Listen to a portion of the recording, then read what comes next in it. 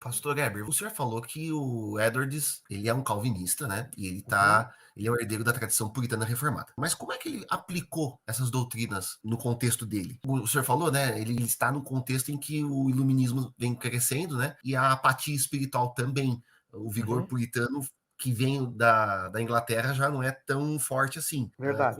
Como é que ele fez para aplicar isso? E até li, eu li um artigo do senhor na Fides Reformata que tem gente que acusa ele de não ser tão reformado assim, de que ele Isso, é teria feito verdade. algumas alterações, então há Isso. alguma discussão disso. Qual que seria essa questão toda?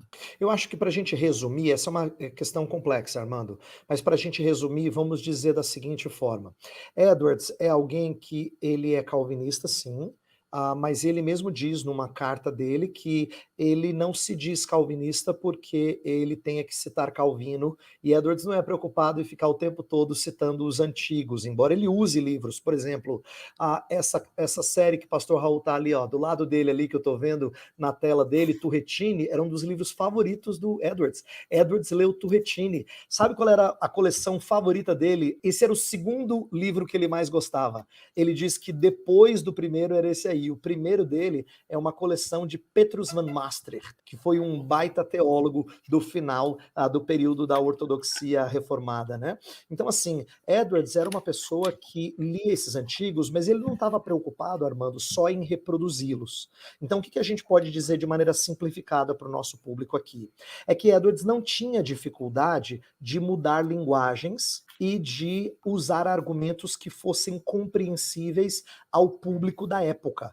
A gente pode até dizer que Edwards é alguém que usa, em alguns momentos, metodologia que se tornou estabelecida durante o período iluminista, mesmo ele escrevendo de uma forma a sustentar doutrinas antigas. Vou te dar um exemplo. Quando o Edwards quer provar alguma coisa, frequentemente ele fala assim: vamos ver o que a natureza revela sobre isso, o que a razão pode nos dizer sobre isso, o que a experiência pode nos dizer sobre isso, o que a escritura pode nos dizer.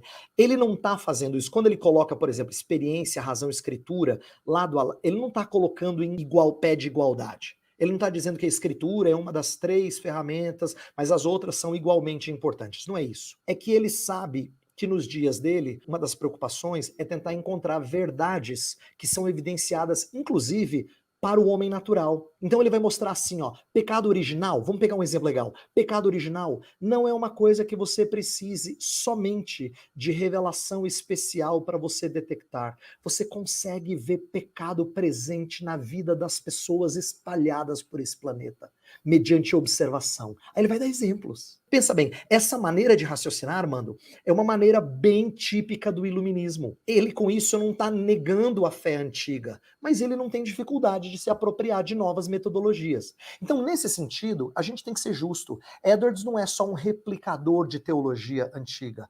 Ele é, de certa forma, um inovador. Ele é alguém que está fazendo de um jeito diferente, tentando defender a fé que ele recebeu, mas de uma maneira diferente, dialogando de maneira diferente. Ele usa conceitos que ele aprendeu com John Locke, que é um cara de uma geração antes dele.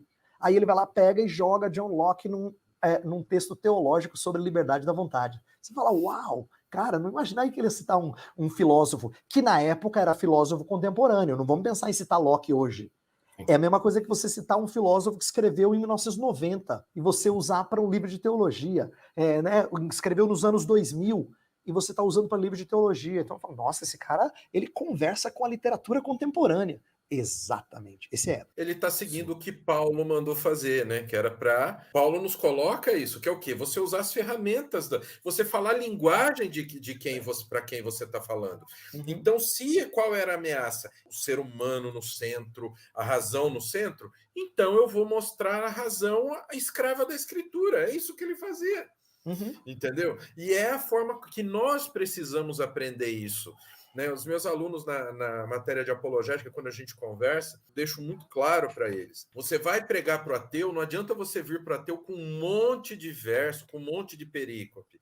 Não, você tem que falar a linguagem dele, entendeu? Você tem que falar a linguagem dele, você tem que utilizar, entre aspas, as armas deles contra eles.